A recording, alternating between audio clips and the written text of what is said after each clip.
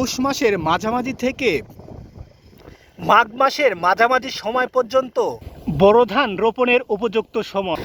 তাই যান্ত্রিক উপায়ে পানি সেচের মাধ্যমে জমি ভেজানোর কাজ ছেড়ে নিচ্ছেন সকল কৃষক। এমনিভাবে জমি প্রস্তুতের ব্যস্ত সময় পার করছেন চলনবিলের সিংড়া উপজেলার 12টি ইউনিয়ন ও একটি পৌরসভার অগণিত কৃষক।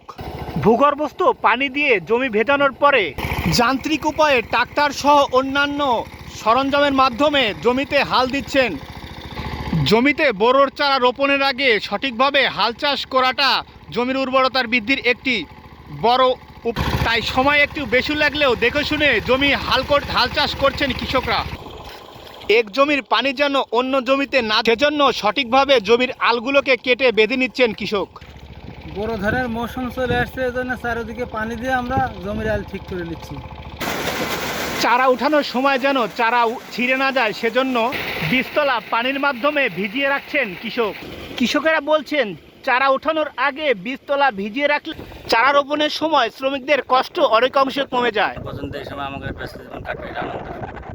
কৃষকদের এই কঠিন পরিশ্রম ও ব্যস্ততাকে তারা আনন্দের সময় বলে মনে করছেন। জমির মাটি একটু শক্ত হওয়ার কারণেই মাঝে মাঝে কৃষকদের ট্রাক্টর একটু বিকল হয়ে আসছে। ভরা মৌসুম হওয়ার কারণে প্রতিনিয়ত যানবাহন ঠিক করে রাত দিন হাল চাষ ব্যস্ত সময় পার করছেন এমনই অনেক যানবাহনের চালক ও কৃষকরা। সকাল থেকে সন্ধ্যা পর্যন্ত প্রতিনিয়তই কৃষকরা জমি প্রস্তুতের জন্য ব্যস্ত সময় পার করছেন। তাদের একটাই পরিশ্রমের একটাই যারা যেন প্রতিদিন এভাবে চাষ করে জমি প্রতিনিয়ত প্রস্তুত করে এবং সামনে বড় মৌসুমের চারা রোপণ করতে পারে। এজন্য জমির উর্বরতা বৃদ্ধি করার জন্য জমিতে সার, সেচ এবং কীটনাশক প্রয়োগ করছেন, যাতে জমিতে ক্ষতিকর পোকামাকড় ও অন্যান্য কীটপতঙ্গ না থাকে, এবং জমিতে জৈব সার এবং অন্যান্য সার দিয়ে জমির মাটি উর্বরতা বৃদ্ধি করার পাশাপাশি জমি প্রস্তুত করছেন। চলনবিলের সিংড়া উপজেলা থেকে বাবুল হাসান বকুল, সিংড়া।